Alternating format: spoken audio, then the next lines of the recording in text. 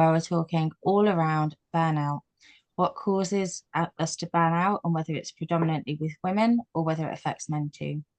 So, to have the conversation, we've got some amazing women from our panel with us, and I'm going to introduce them now. So, Kerry, would you like to introduce yourself first? Hello everyone. My name is Kerry. I am a coach and a business strategist. I mainly work across three kind of areas. I coach women who are kind of working in the space of finding a balance between working with purpose, but also looking to create profit in their business, and how those two things sit together. And I work with leaders in the charity sector, the third sector, so the non-profit area, in the UK and Europe, in a leadership coach role. And so I help people develop in the same way, really. It's very much about purpose and growth of an organization and how you balance those two things while keeping the integrity of the business. I've been a coach for 15 years. I'm a coaching assessor, and I help people train to become coaches and register in the UK. Thank you, Kerry. We're now going to go to Liz.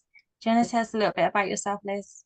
Yeah, first off, thanks again for having me. I'm excited to be speaking to these wonderful ladies. So my name is Liz Rodriguez. I am a board certified health and wellness coach, personal trainer, nutrition coach, and Pilates instructor. I've been in the industry now for 20 years. My main focus really over the last couple of years has been pivoting to health coaching, specifically with women in their 40s. A lot of former athletes, actually a lot of business entrepreneurs as well, and really working with them and figuring out, now that they're at a new stage in their life, what is it that they really need, which is going to be coming a lot in this conversation, is a lot of our thoughts in terms of fitness and wellness, specifically for women, are actually a lot of times are tied in with what men need, not what we need, especially as we start to go through that perimenopause and menopausal parts of our lives, those areas. So yeah, I work on everything from nutrition to workouts to their overall mental health.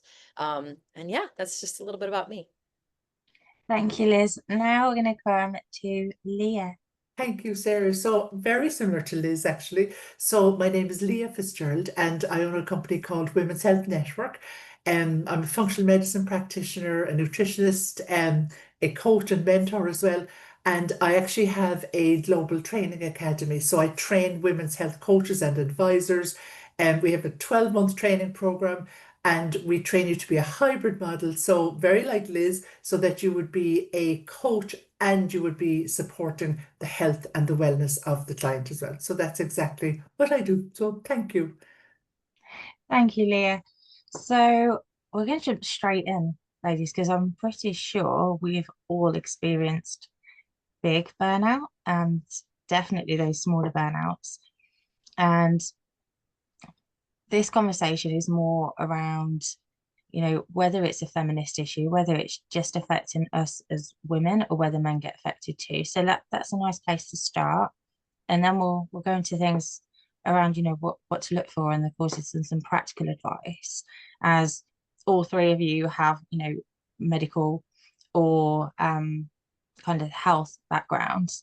I think it would be really helpful for the viewers to get some practical advice too. So, who wants to go first? Pick a screen, any screen. I'm going to go with Kerry. Oh, me. I think burnout affects everybody. And I do think that anyone can experience burnout. However, I do think there are a ton of specific issues that can lead women particularly to be affected by burnout. And I know from a ton of data that data shows that women, and particularly certain subsections of women, can be highly affected by burnout. Is that predisposition, or is that the kind of place that we are living in, working in, and the roles that we are stepping into? I think that probably plays a huge part in what causes burnout. I mean, I have been burnt out myself. A thing to note in that is that I'm a neurodiverse female. So data would suggest that I am very predisposed to that kind of cycle of burnout.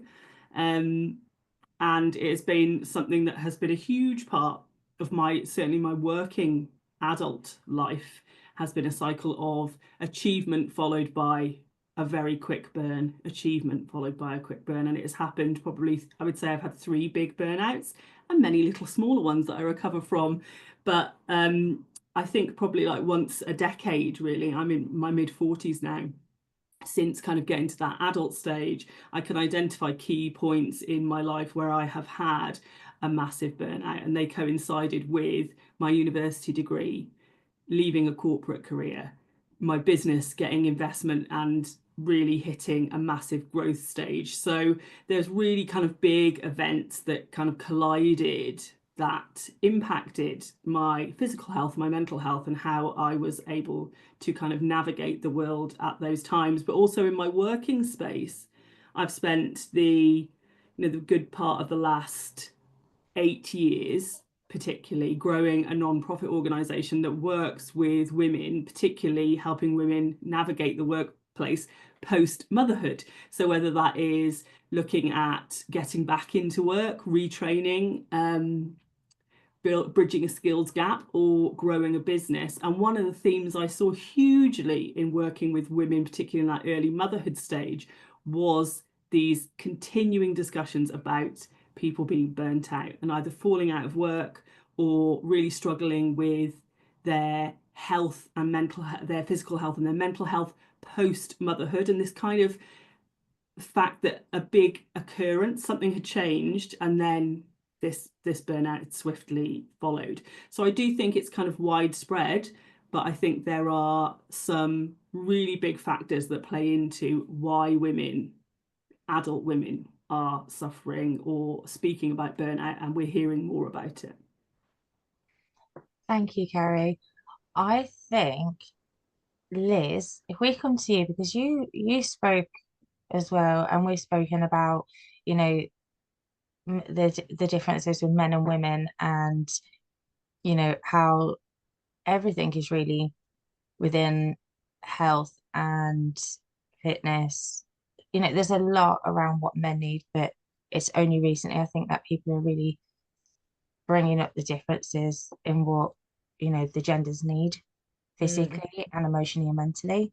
So what's your take on it? Yeah, and I'm actually going to take a step back because all of us are around within like a couple years in terms of how old we are. So we all grew up obviously different areas of the world, but I think that we all grew up with the notion that we're all millennials, so you can have everything, right? Like you can have the career and you can have the kids and you're going to be able to do everything. But at the core of it, we were also raised by individuals that we still kind of had a lot of our gender roles sort of placed. Like, did we all play house and nurse and things like that growing up? Unless you really got into sports when you were, as you got older, that's when you really started to learn how to work on a team and things. But a lot of even our upbringing was, you need to get along with everybody. You need to make sure that you're assimilating and all that stuff. And so you think of that little part, and now you fast forward to your life as you got into your 20s and your 30s and you started working with individuals, and think about how you approach situations versus the other males around you. And so it's just something to think about. I think about it a lot because I was fortunate enough to work in an industry that if I was a trainer and they were a trainer, we actually made the same amount of money, right? That doesn't mean that we had the same amount of clients, but we were paid the same amount. Yet when I got into management, I could clearly see that I was doing more than a lot of my male counterparts, right? And so it's just sort of to kind of throw out there that I think that sometimes we're under this umbrella where we know that we're doing too much. We know that things are not working, but we can't figure out why. And I know that Carrie can definitely, in terms of a lot of the women that she sees and their backgrounds and what they're working with, as well as with Leah, because you are training other coaches and this is what's coming up in different sessions. This is what they're struggling with. But just to touch on a little bit, when we talk about let's talk about women in their late 30s and 40s and their bodies are starting to change. A lot of the research that we have in terms of how much should we be strength training and cardio and all that it's based on men's bodies. So just to give you a real easy tidbit, we're seeing with women now, as their hormones change, we're needing around 8 to 10 hours of sleep. Men don't need that much when they're in their 40s. So think of that. Think of how that just plays into burnout in itself when you have a bunch of women running around the world that are all, they're not getting enough sleep and they're managing careers and kids and all that. And then as we talk in terms of when we look at strength training and things like that and cardio, women are actually needing to lift heavier and do more steady state cardio versus men do really well that, you know, they can do more circuit training and more hit workouts and stuff like that. And that actually usually makes our cortisol levels shoot up, which then, so everything that I just said of all the other stuff, so we're not sleeping enough, then our cortisol levels are shot. We're talking to a lot of women that are running their own businesses. They're already managing a lot of stress that they can't divvy out to anybody else. And you have kind of a recipe for disaster, right? So that was a positive note Yeah. to end No, on. throwing the neurodiversity though, that's gonna, am I right in thinking that throws the cortisol levels even higher? That part I am not as familiar with, to be honest. Carrie, can you speak to that a little bit more? Well, only for, I mean, I'm just going to give you my whole health background now, but no, but This is why I'm asking, because Kerry's actually got a background in health as well as being a coach and multiple business owner and well, all of the not incredible anymore, things I she have to does. say, but I originally trained as a nurse. But recently, and Sarah probably knows this because I've spoke about it on calls, and this is probably, Liz would be great for this. I started to put on a lot of weight, like in my late 30s, you know, standard, like it creeps up a little bit. But there was a point where I was like, like my normal things of keeping this like under control are not working, right? And so my go-to would have been extreme exercise, like we were saying. I love kind of like really like a quite aggressive exercise. I loved CrossFit, loved running, loved HIIT classes, like all that, and it would just was not working for me anymore. I was tired all the time. And when I say tired, I would sleep for 10, 11 hours and I would wake up like I had not been in bed. And I was like, something is not quite right. Now, obviously, in the UK, we have the wonderful NHS, and I love the NHS, but I didn't fall into any categories that worked for them. So I was going and kind of complaining about certain things, but they were like, your blood sugar's a little bit off, but it's not bad enough. Your thyroid isn't doing great, but it's not bad enough. You're a little bit overweight, but you're not big enough. Like there was, and I just couldn't shake this feeling that there was something that wasn't quite right. So I went and ended up seeing tons of private practitioners, which I'm very grateful for. I'm very grateful that I was able to do. And one of the things that we found was my cortisol was sky high all the time. So not just your peak like you would expect in the day to get you up for the day. It was just staying there. And people just kept asking me if I was under extreme stress. And I was like, no, this is the most relaxed I've ever been in my life. I have nothing to stress about. And I'm not just even making that up. It was just staying there. So something in my body was saying that there was something that was not right, was how I had read this. And I'm now doing the kind of things that Liz is talking about, and that is a lot of strength training, eating a lot of protein that I was not doing before. And it's taken a lot of time, right? And neurodiversity does play into this, right? Because that is quite difficult for me because I love the dopamine. And so I'm constantly chasing new things. So trying to stay in a quite what I think is a mundane routine is the hardest thing for me to do. So yeah, I suppose if you're experiencing any of that, then yeah, seek out your great health professionals and maybe just don't take a no for an answer, right? We've got to push on these things. If you feel that something's not right in your body, you've got to go for it, because very quickly I was waking up and I did feel rested and energized, and I do feel stronger again. And that's nothing to do with scales, actually. It's just I felt that there was something changing in my body and it didn't feel quite right. So empower your thoughts there, I suppose. I mean, Kerry knows this. We realized that obviously I was constantly, a bit like you, Kerry, that cortisol level was high all the time. Like that's what I was fueled on constantly. And obviously the last 6 months or so, I've tried to switch from having that stress hormone going all the time and try to find dopamine hits, even down to like the one thing that me and my best friend use all the time is we've got a thing about shopping or window shopping on Temu and Shein. Just things that if we've got, concerts coming up or whatever, we'll add all the stuff to the basket, get that dopamine hit, and then we'll get distracted by the kids. So we never order it, which is great because otherwise we'd, both be bankrupt. But it just gives that dopamine hit, reduces the cortisol, gives us the dopamine hit before we then like have to deal with the kids. That cortisol level isn't just continuously going up constantly. I don't know if it works for anybody else, but that's just something we found for us. And that's definitely helped me avoid big burnout I don't think I've had a big burnout for a while, have I, Kerry? So I think it, it can help. I don't know, Leah, what's your take? So I do a lot of teaching actually around cortisol. I suppose the main thing is that when you have that high level of cortisol, the next thing you're going to have is the lowest levels of cortisol you've ever experienced. And that's when you're just not going to be able to get up off the bed. And I suppose cortisol as well has so many negative effects on the body. So one of the main things that cortisol does is that it liberates stored sugar. So that's why when you have that kind of that fat around the middle, so that is very much your cortisol fat around the middle.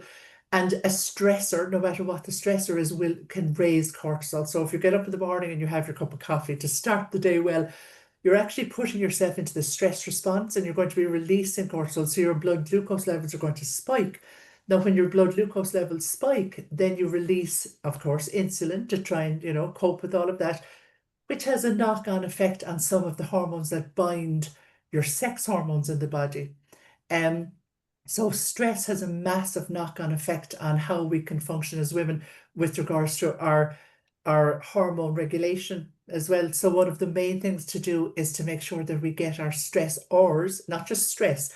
We always think of stress as this mental stress, but actually stressors, I'm talking about infection, inflammation, mental stress, you name it. You might have a tooth that's giving you a bit of jip, get it sorted, that's a stressor. And the stress response in the body is the same. So it is going to, it's going to release cortisol, your main stress hormone. And cortisol is brilliant, but it has such a knock-on effect that it can completely throw the body. And as I say, the next thing you'll see then is a flatlining of your cortisol. And as Kerry said, that your cortisol, it's higher in the morning and gradually it goes down during the day and it gets you ready for sleep. And a lot of the times I think as women, if we might be exhausted during the day, going through burnout or maybe the beginnings of burnout or whatever it is. And then we are very proud of ourselves at the end of the day. We say, do you know something now? I have a second wind. I'm going to keep going for another few hours. What we've actually done there is we've ignored the signal from our body that cortisol is at the low level and it's telling you to rest, it's telling you to sleep. But we push through it. And by pushing through it, we put ourselves back into the stress response. So our cortisol goes back up. And with our cortisol, we're now releasing more glucose. And there's other things that go on. I mean, when the stress response is activated, we're shutting down our digestive system, we're shutting down our reproductive system. They're vegetative. We don't need them. We don't need them to survive. We need our brain and we need our muscles in order to flee whatever the stress is.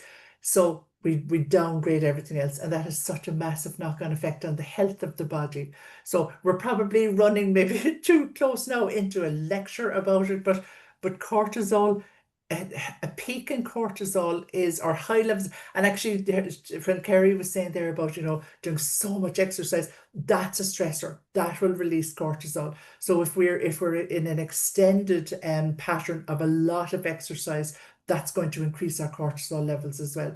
And we're not doing ourselves any favors by allowing cortisol to take over. Cortisol is absolutely necessary. Somebody came in the door there now behind me. The first thing that would shoot through my body is adrenaline, and then cortisol would get me out of the room and it would keep me running a half a mile down the road so I can escape whatever's coming through.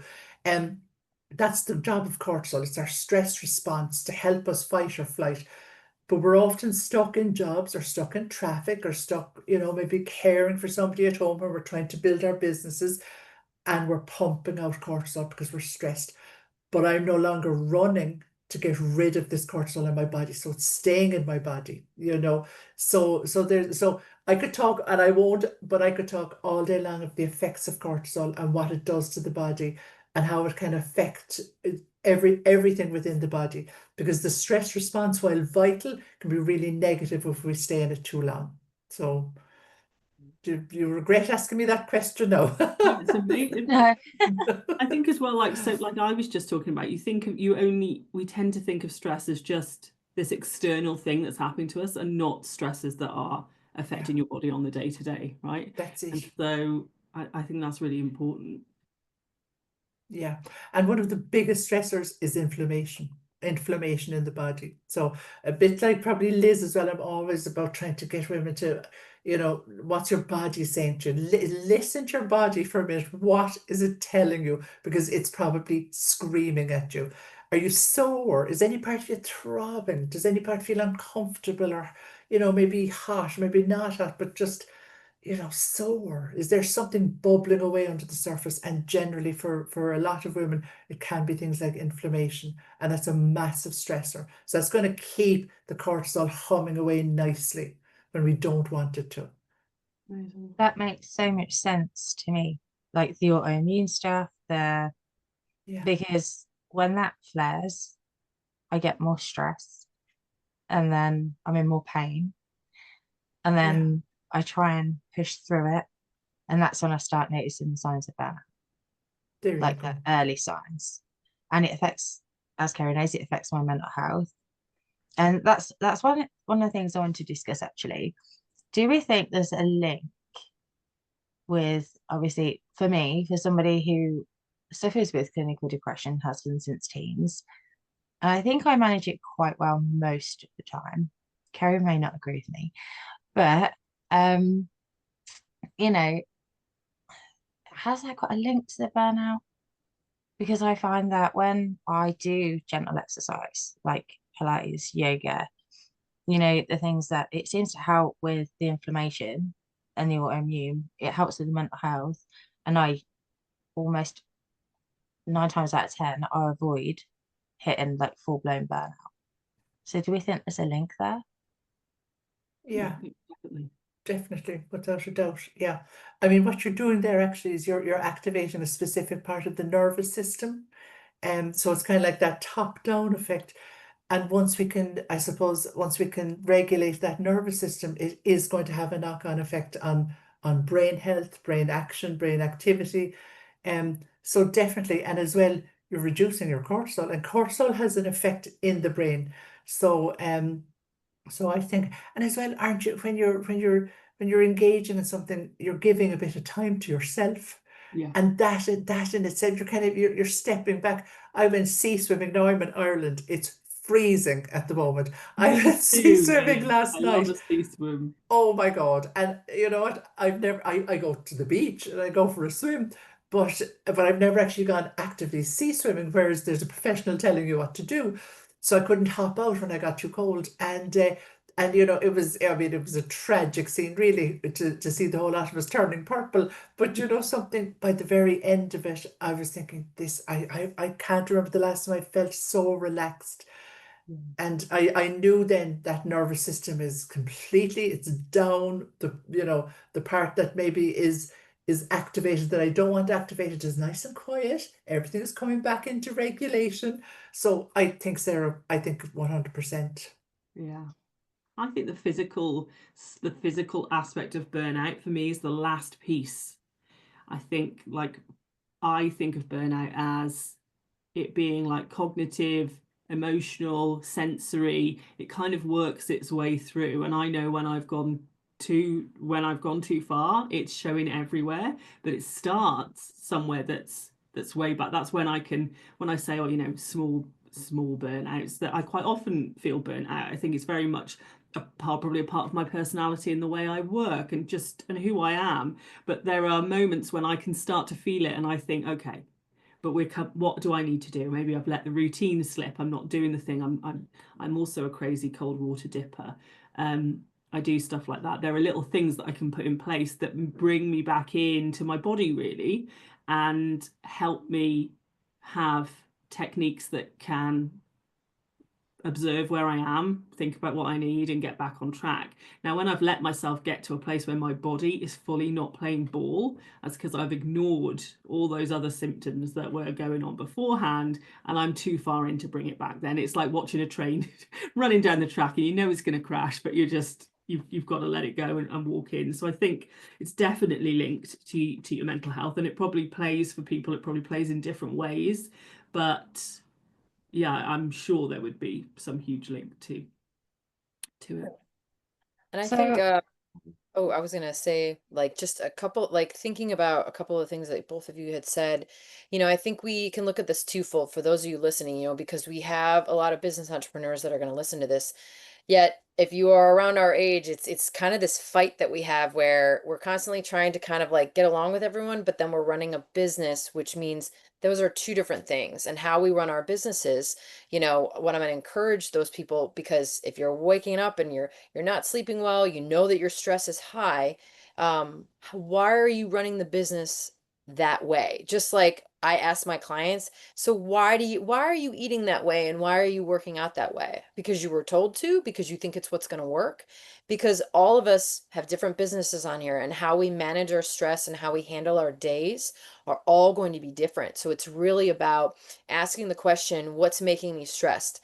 I can't drink caffeine anymore. It gives me anxiety and high blood pressure. Okay. Is that going to be everybody? No. I mean, I have people that are like, you want me to, I'm not making you give up caffeine, but I had to give up caffeine because it wasn't good for me. I have to, and I've actually always needed 10 or 11 hours of sleep. I keep thinking I'm going to grow out of it, but I haven't yet. So you know what? That my whole, even when I was working crazy hours, my husband said one of the biggest things I taught him to do was how to sleep well, because that's what I need. And I think it's a matter of asking yourself, why am I running my business this way? Is there a different way? And with my mental health, with my nutrition, with my wellness, like, why am I doing these things? Because I think we can all agree, those of us that are coaches, there's going to be those things that are going to be the same for everyone. We all got to sleep. We all got to de-stress. We all got to drink water, all those things.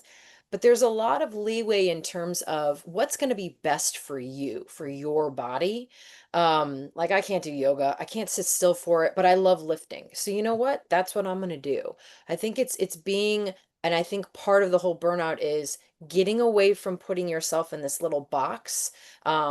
Just like you wanted to become an entrepreneur and run this business, take that same mindset in everything else in your life. You know what I mean?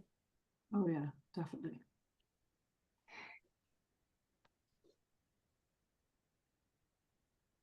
Can I jump in for 2 seconds yeah, there? Do you mind? yeah. So, you know what? I remember years ago, I'm slightly older, I think, than yourselves. I haven't been called a millennial before, but anyway, that's okay too. Gen X, she's cool. She's so cool. Yeah, totally cool. So, but I remember years ago when I was having my second daughter, I think it is. Now she's only 11, so I'm not probably that old. And but so my eldest daughter was 1, and I became pregnant with my second daughter. I found out I was pregnant with my second daughter the day before my first daughter's first birthday. So it was all kind of jammed in together. I was studying, and I remember thinking, for God's sake, this is grand, because you always get through stuff, and this won't knock a feather out of you, because nothing ever has, nothing ever does. And I used to carry that mindset with me always, that you'll get through whatever's put in front of you. And I used to be quite proud of it. And I look at it now and I think, God, Leah, but something, I remember when the time came that actually no, I couldn't push through it anymore, and it actually completely caught me off guard, because I was so used to having a life of being able to do it all. Because actually at the time I didn't have to do it all, because I didn't have my 2 kids, and I wasn't studying, working with a family ever before.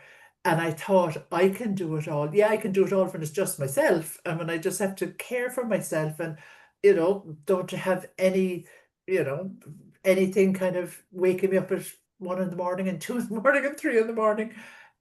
So I think sometimes we put a lot of pressure on ourselves um to keep going, even when something is telling us, you know what, no, this is slightly different. And as Liz is saying, you know, what works for you. Maybe what worked for you before doesn't work for you now as well. And running a business, especially at the beginning of a business, you're everything to that business, aren't you? You're the coffee maker, you know, you're the marketer, you're the person who answers every phone and every email that comes in. And that's a massive toll on any person. And then you throw into it maybe other things. Maybe you have dependents, you know, maybe you have a spouse, maybe you have friends who need support, maybe you have animals, whatever it is. But we need to recognize, I think, that caring for ourselves will, you know, if we don't care for ourselves, one of the next things that's waiting for us is burnout. And I know that when Gary was saying that, you know, she could feel the different phases of burnout coming. For myself, it was very much, I think the first thing that comes is physical burnout for me, but I can keep going because I'm a case of, okay, I'll be in bed in a few hours. I feel guilty for telling everybody I need to go to bed, and that's another layer now I've put onto myself. That's another pressure that I've added, this guilt. So my pressures are adding up. But then when it comes to the mental burnout, when I've like, oh gosh, it's not just that I don't have anything left to give. I can't coordinate my thoughts. I can barely coordinate my sentences. I don't know what to do, and I've crashed. Now I've only gone into that a couple of times. One was at the beginning of this year. A few dynamics going on here as well at home, we'll say, and you know, it's actually quite a scary place to be. And I think if you can catch the signs of yourself going into burnout, we've all heard the saying, you can't pour from an empty cup, and that's so, so true. And I mean, you can't pour, like, you won't get a drop out of a cup that's dry to the bone. Um, and if you can recognize those symptoms well in advance, like we talk about the cortisol and the, you know, all of this, but cortisol is a great friend to keep pushing you forward, and it will keep pushing and pushing you until it can't push you anymore, and you go into that burnout. So what are your signs, you know? And if you can recognize them, do yourself the best favor and say, right, okay, here's one coming on. What can I put in place to buffer this? You know, I now know that when I start getting physically tired, I look at my diet, I look at whether I'm sleeping. I'm going through menopause. Sleep, I don't remember what that is, but anyway, that's okay too. Um, and you know something, but I can see the things. I'm like, right, okay, I'm not going to make any excuses for telling my family midday I need to go for half an hour and go upstairs to lie down. Or what I usually say is I'm going upstairs to elevate my legs for half an hour because I'm usually sitting at the computer, very attractive, you know. But it's about recognizing when things are starting to sink and saying, right, I'm actually going to stop it right now. And even if it just is that half an hour, maybe it's a week. A couple of months ago, I said I have to take a day or two off. I just have to. And I ended up taking 2 weeks off. And nothing could have brought me back to this desk because I couldn't physically drag myself in here. Even the thought of it, I was like, it was overwhelming, you know. And I didn't realize it would be a 2 week break. And it would have horrified me to think I was going to take 2 weeks off. Um, because I had so much stuff that I needed to get done, but actually I couldn't do any of it anyway. And at the end of that 2 weeks, I was like, oh my God, that was bliss. So I think recognizing it is probably one of the key places to start. So Yeah. I think for me, anybody who knows me knows that I have a real difficulty saying the word no. And it's only lately I've really started setting harsher boundaries, let's Mhm. say, because I would kind of, because of my core values and the way they are, and I know this now through the work that I've done, but because I used to say I'm loyal to a fault, and I never, it was almost like a badge of honor because I was loyal. But what was actually happening is I was being loyal to everyone, and I was giving all my energy to everything that everyone needed from me and not giving to myself. And that was probably the biggest part of burnout for me that led to burnout. Kerry shake it, nodded her head. And everyone else could see it and I couldn't. Um, and that's probably why I haven't had any big major burnouts, I think. I want to say this year. Um, because I started saying no. And I started falling back into that pattern actually, I want to say last week, the boundaries started or the week before, the boundaries started slipping a little bit. And I was trying to help everybody again. And I got to a point where it's like, no, I'm sorry, I can't. I just haven't got capacity, which is obviously a favorite phrase of my coach is I haven't got capacity for it. But I started using it because it's the safest way of me putting up that boundary and with myself and with them. And I then focused on self-care more. I don't mean like bubble baths and things like that. I'm about like going for a cliff top walk or even giving myself permission. Instead, I find me when I start feeling those first signs of burnout, I have to give myself permission to take a time out. And I literally put myself in time out. And I've done it with clients as well. Put myself on a timeout, or something I haven't done in years, which is lay on the sofa and binge watch Nashville. Because I loved Nashville. So I started right back at the beginning again and watched half the first series before I picked the kids up from school. And I thought, I'm just having a day off. And I did an hour's work that day. But I was so used to, up until coming into this space, into the coaching space, I was so used to working, I don't know, stupid hours. I'll give you an example, 48 hours straight printing t-shirts to send to America without sleep, without eating properly, drinking coffee and, Pepsi, and just trying to get the job done. And I hit major burnout. That was about a year and a bit ago. And that was where I made the final decision that I couldn't do it anymore. And obviously handed those businesses away to people because never, ever, ever do I want to feel that ill again, mentally, emotionally, physically. I wasn't able to do anything effectively. I never want to get back to that point. And I think what I'd really like to ask for the people that are watching is what are those first signs they can start to maybe recognize when they're starting to on that journey of burning out before it hits that critical point of actually I'm laid up on a sofa for weeks on end and I can't function. I think it's probably going to be different for everyone, right? Isn't it? I think like we're all different beings, but I think what we're talking when you were just talking about boundaries there's this having a really good physical check on what is normal for you. Like what do you what feels good for you? What does that look like in your work? What does that look like in your physical body, in your mental health, in how you interact with other people? And when that starts to change, that's really what you notice. Something like something's off. You don't know what it is, but maybe you're I walk every day, right? I've been walking for years. I have to be out physically outside every day. And I know if I don't go for that walk a couple of days in, I'm not my best self, right? One of my friends may text me and they're like, you okay? You seem a little bit, a little bit edgier than usual, a little bit snappier than usual. If I let that continue, one of the things that is a pattern for me is I stop communicating with people. When things get a lot for me, I will pull back. I'm very much an internal processor. I know this about myself. And what I like to do is try and solve everything before I offload on anybody else, right? A huge pattern for me. So I will stop communicating. My friends call it the cave. She's gone in her cave, and they'll occasionally send me a message and they're like, are you okay, or are you just in the cave? And I'm like, just in the cave. Think I'm going to be coming out in the next few days. We can have open dialogue about it. Maybe wade in and get me if you haven't heard from me by Saturday. And they'll be sometimes quite cruel to be kind and be like, right girl, you're coming out now. We're coming in to get you.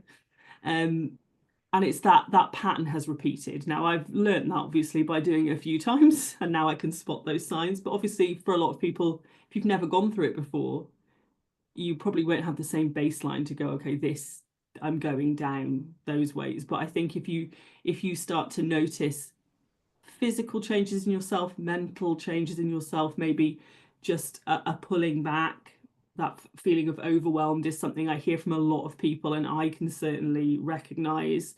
And that's not just your normal, I've got a lot on day to day. It's, like Leah was saying, there's so much there. I can't find a path out for what I'm looking to do. I think those are probably the most common signs that I see in me and in kind of people who come to work with me, certainly.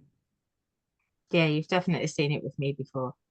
It used to be like I'd go quiet in the containers and then I wouldn't show up on group coaching calls. And then when that happened, like they'd all reach out because they know that I was just going to shut down. Now it's more a case of, I'm not in the containers as much because I'm busy doing like this and any other projects within the business. But if I wasn't to show up on a call, on a group coaching call for 2 weeks with Kerry, I could guarantee there'd be a phone call, a voice note, me tagged in something. Andrew would be messaging me like, yeah, those in, right? Yeah, got a few people yeah. in.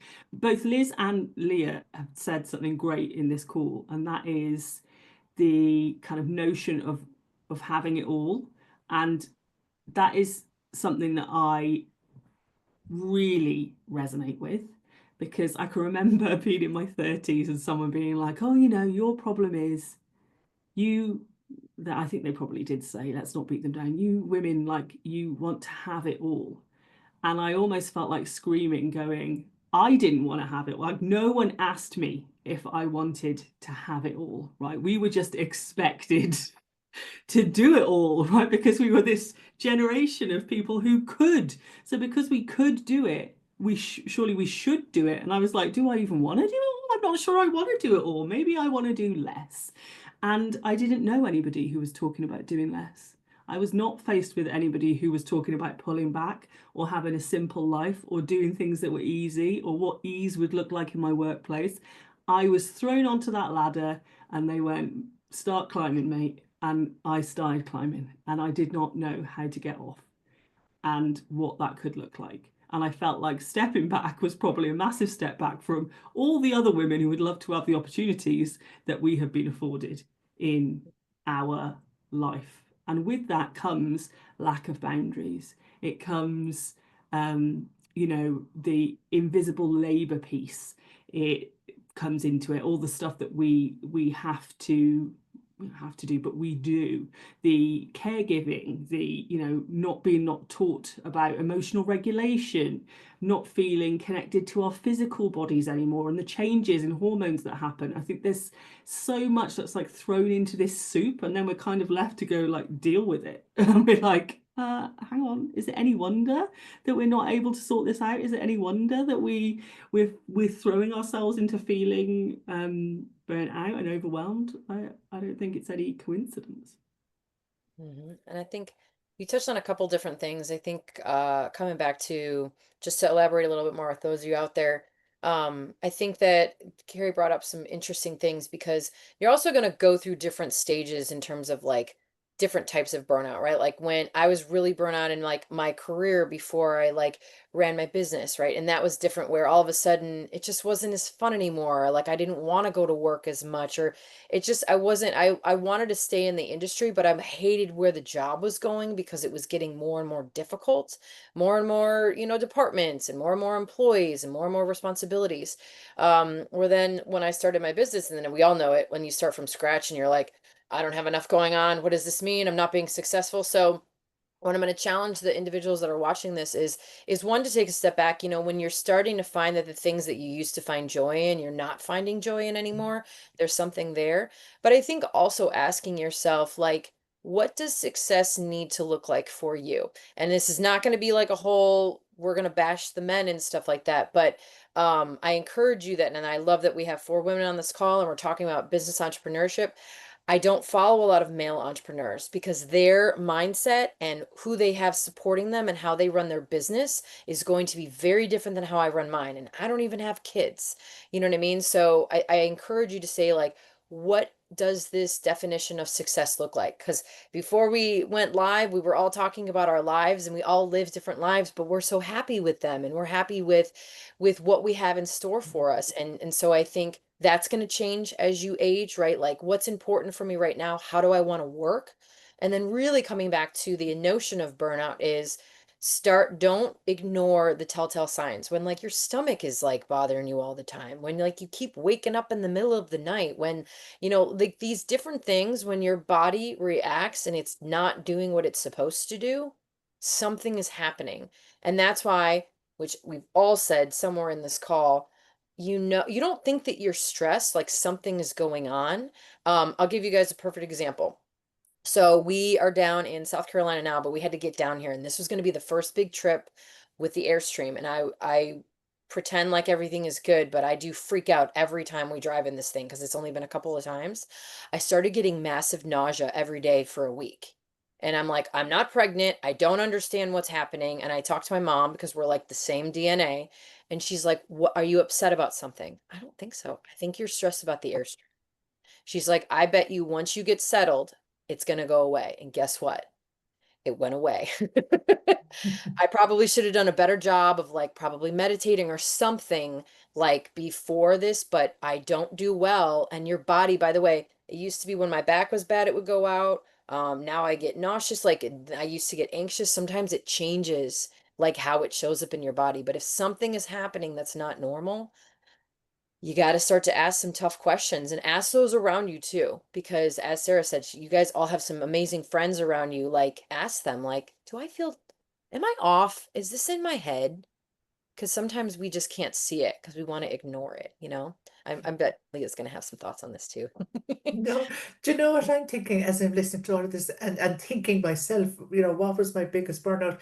Do you know actually what my biggest burnout was? Misalignment, not being aligned to my anytime I've been employed, it's like being imprisoned and I would be crawling out of my own skin. And not being an entrepreneur was a massive stress challenge for myself. And then when I suppose I changed my business 3 years ago, and I went from working in clinic to running the academy, and it was a massive, exciting change. Um, and one of the main reasons that the change had to come was because I wasn't completely aligned with my clinic. By nature, I'm more of an educator than a therapist or a practitioner. Um, and I was in a clinic for nearly 20, no, well, since 2005. So, and my first students came in the doors 2000 or 2023. And up to that point, I probably didn't realize that I was pushing something up a hill that really I was reluctant to push and was kind of pushing back against me a lot. And that was exhausting. And once I became aligned with who I truly am inside, a lot of that disappeared. And with that went a huge level of stress. So I think just to add something different to what we've been saying, for anybody who is watching any woman who's working for herself or hoping to work for herself, you know, I found misalignment one of the biggest stressors. So even in your business, I would ask yourself, are you completely aligned? Because when you are, things are easier. And when things are easier, there's a reduction in that stress, or there's a reduction then in that burnout you would hope would follow from there. And just to add one thing that you were saying there about you know, the men and women, etc. And burnout and expecting, I think, Kerry, what you were saying about expecting to be able to do it all, because I suppose long ago they didn't have to do it all. They had their roles. Now we have our roles plus.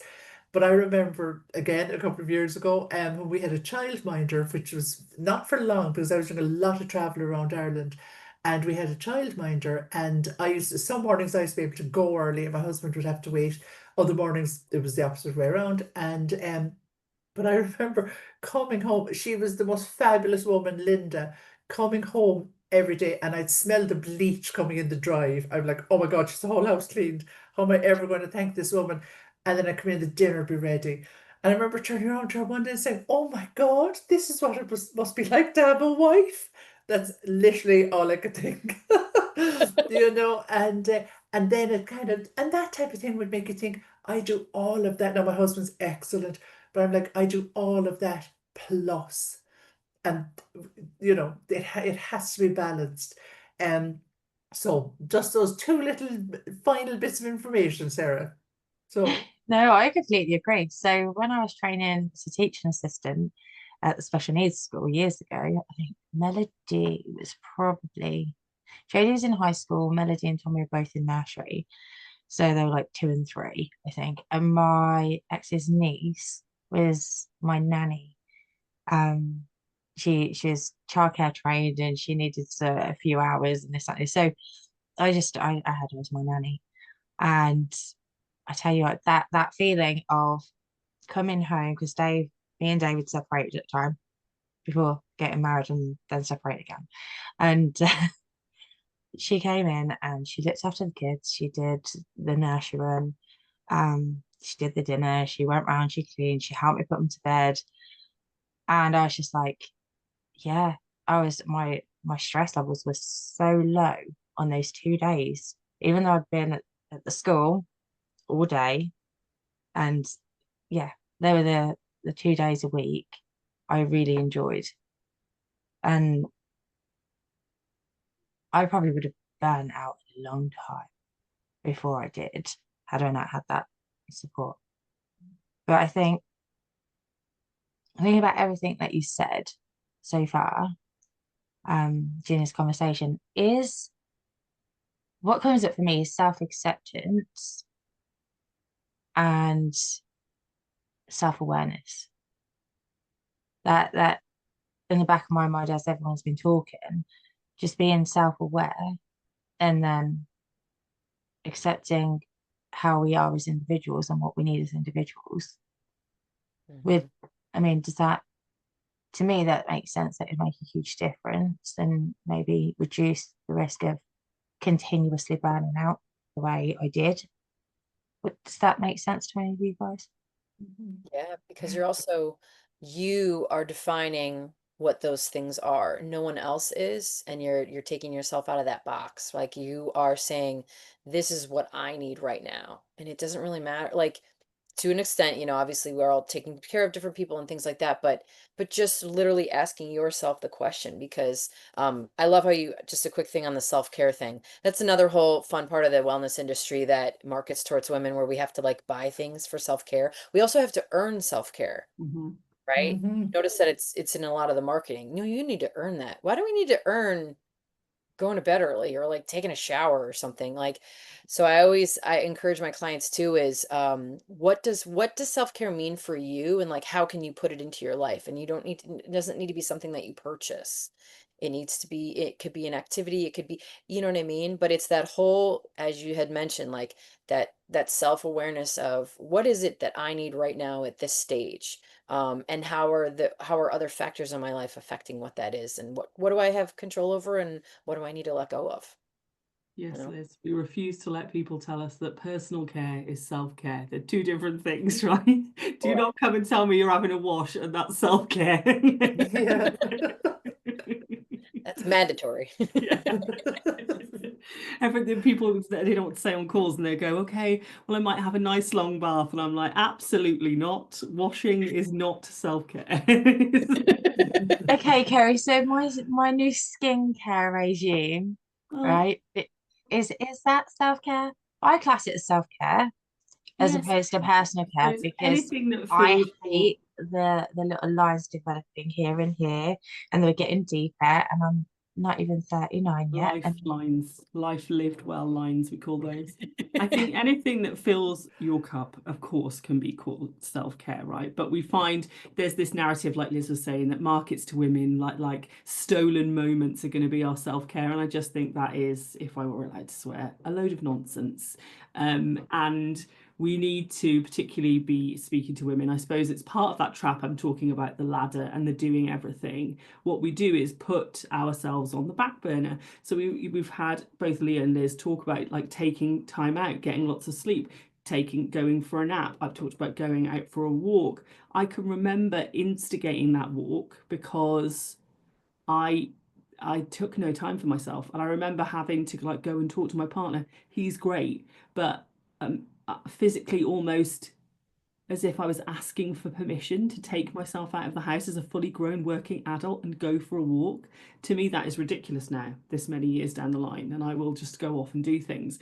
But I was looking for some kind of permission because somewhere in myself, I had told myself that feeding into me took away from something else. I don't know where that came from, but it did, and that needed some unpicking. And I see that with a lot, particularly of women who are in leadership positions. They've grown this career, they're trying to balance everything, and they don't know how to give themselves what they need. And so that really pushes towards that crash. So it's obviously going to be individual. What do you like doing? I love being away from my desk and I love being in the countryside, and I need quiet. It's my thing. So I just like wandering around on my own, not listening to anything, sometimes singing to myself in a field. Find me there whenever I'm every day. Makes me feel great, right? Then you do other things. Start small and you build them. Now I think I do much more self-care, just daily activities than I've ever done before. Because when you start, I think, with those building blocks of doing something for yourself, you build on them and you build on them. And guess what? We can all go in one foul swoop and we knock them down again. And quite often we're building back up.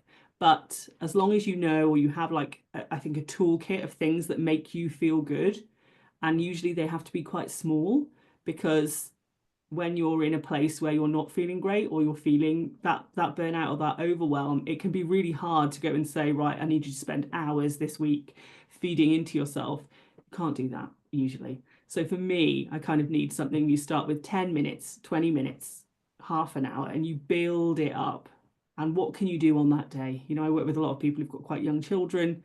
Asking them to find tons of time in a day is a complete nonsense for me to do, but we can all find like a little bits of time to do bits, and when you build them together, they do build out to have, I believe, like a really good effect on your mental well-being, your mental state, your physical body.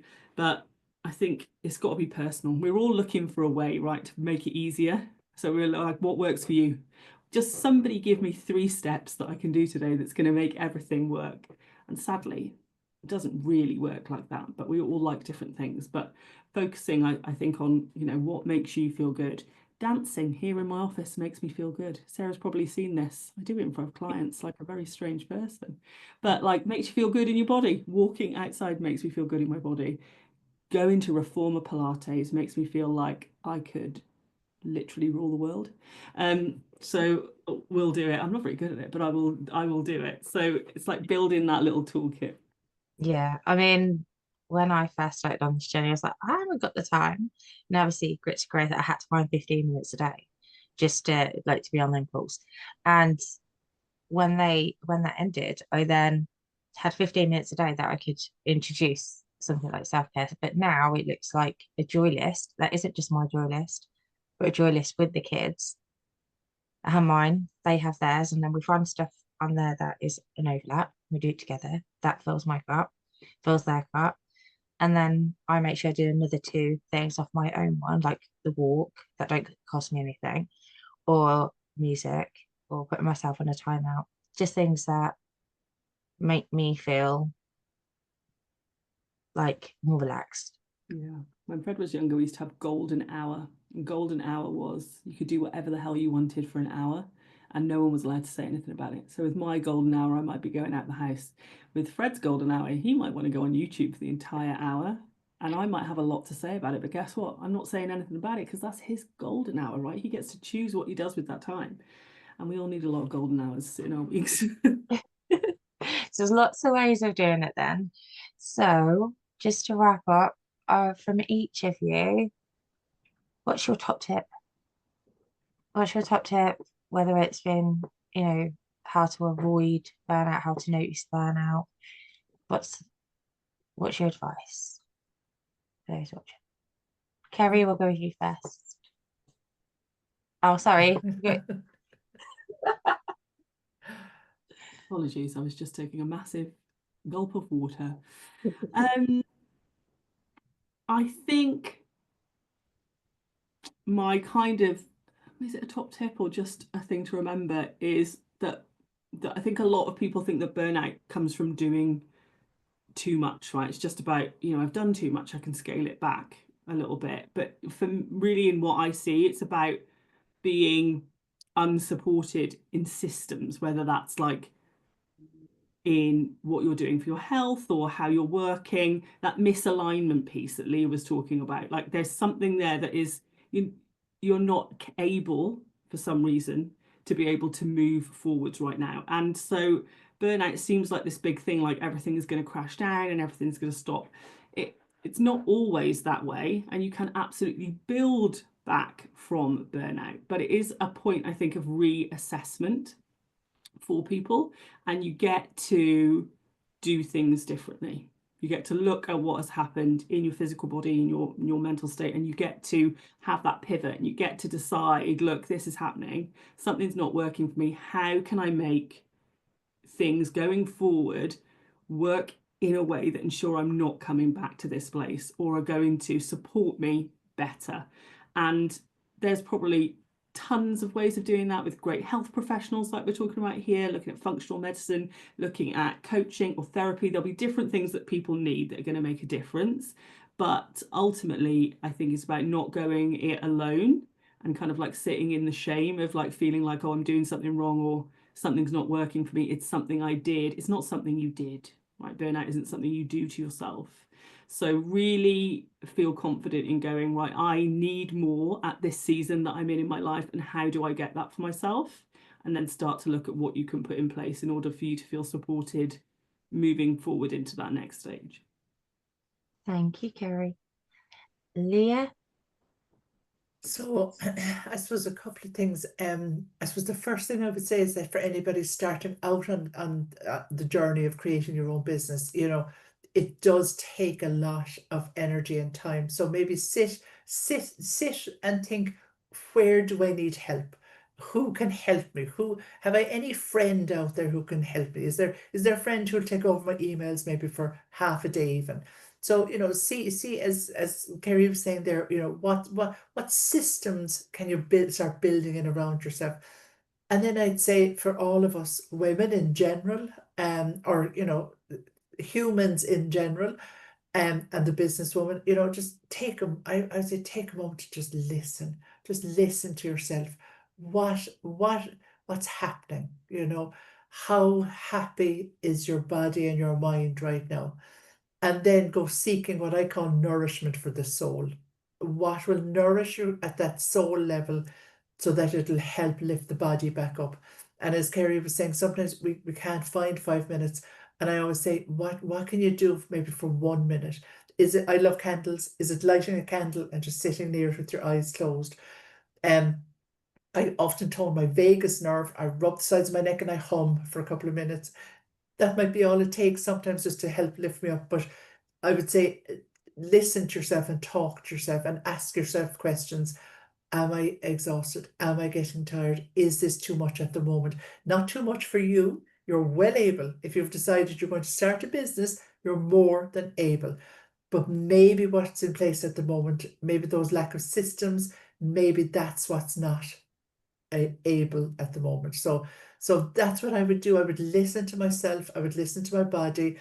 I would be prepared to pull on resources, because most of the community around ourselves, our friends, our family, are going to be, singing along, hopeful for us that we're going to achieve this wonderful business. Pull on them where you can. I pull on some of my friends and they do some work for me. I get them a cup of coffee afterwards, but just that. And then what nourishes your soul? As Kerry says, there's no, here are the top 3 tips. Yeah, they might work for me, they might work for Liz, but what works for you? So what nourishes your soul? Listen and talk to yourself, and really be aware of, okay, I might be heading into a bit of a danger zone with regards to my energy, and I'm going to park it and I'm going to figure it out. So Thank you, Leah. And last but not least, Liz? Yeah, it's like twofold. I was thinking about them and hearing about you guys. I'm gonna go 2 different ways. One is I'm gonna say be true to yourself. And really what I mean by that, I've spent I've spent my career in an industry that's very male dominated. So I was very ego driven, very I even had a different voice. Like when I would manage and things like that. I was like a shapeshifter. And that's not good to do, by the way, right? Like if you're not being true to really who you are and how you want to be, and you create this persona, it will eventually, it will like eat away at you, and that will be another type of burnout. And I think along with that, which I didn't want to do, I wanted to do everything myself, is find your people. You can find your people. No one runs businesses by themselves. Even if they seem like that they are, there are always people in the background. So this is something that I pushed off for way too long, is find your people, find what you need. Like, someone designed my website, someone does my SEO for me. I have a business coach. And it took me a while to find those people, because we're all different personalities and we have to figure out really what we need. So don't feel like you're going to do it, because you're not going to do it by yourself, right? None of us did it by ourselves. So be true to who you are, figure out who that is, and then find your people. So. Thank you, Liz. I just want to say, because obviously both you and Leah have mentioned about friends helping and outsourcing, and a lot of people who are watching this are going to probably think, well, I can't afford to do that. Look at a skill spot. If you surround yourself in communities where they're very supportive in their collaboration over competition, you can always do a skill swap. It doesn't cost a penny. There's always ways around it. So yeah, and you get to learn at the same time, so it's great.